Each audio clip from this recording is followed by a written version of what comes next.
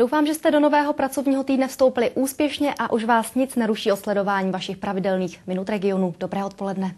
Památky odhalily veřejnosti svá tajemství. Husité se vrátili do Tábora. Fotbalisté Českých Budějovic vydolovali bod s Mladou Boleslaví. České Budějovice odstartovaly poprvé v historii celoevropské dny evropského dědictví. Jihočeši tak mohli zdarma navštívit 26 jinak nepřístupných památek. Hlavní atrakcí se stala Koněspřeška v centru města.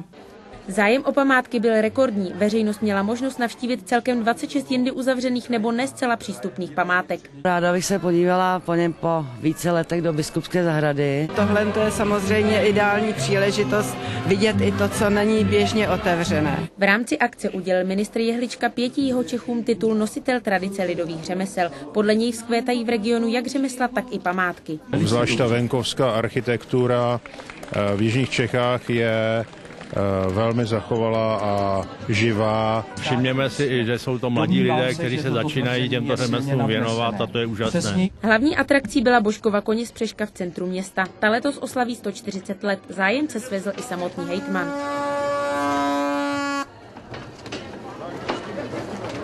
Bylo úplně super tady jet na té dráze, to byla bomba. Krásy nepřístupných památek se odhalí opět za rok. Dana Soutková, RTA České Budějovice. Televize RTA pro vás připravila ve spolupráci s Táborským deníkem a za podpory Rádia Faktor a týdeníku Kurýr sérii veřejných předvolebních diskuzí s kandidáty do Jihočeského krajského zastupitelstva.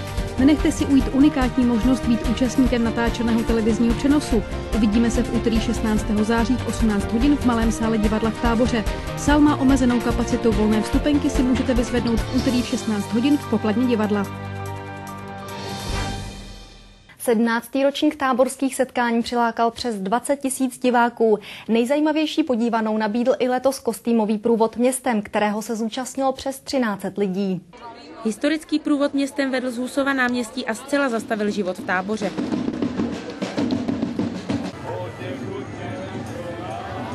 Slavnosti spojují umělce z okolních měst i států. Letos se vedení průvodu ujali Italové. Nejsou pouze jenom lidé z Tábora, ale jsou to lidé z našich partnerských a spřátelených měst. Přihlížející obdivovali kejklíře nebo klauny a ochutnali i dobové speciality.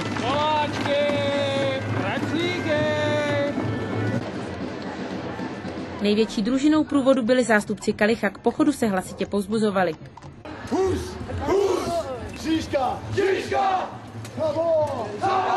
Včera jsme tu byli už na ohňostroji a dneska znovu na průvod, teda je to super. Jsme tu každý rok, je to bezvaný. Letos si zájemci vypůjčili přes 300 kostýmů, za rok prý tento rekord rozhodně padne. Dana Soutková, RTA Tábor.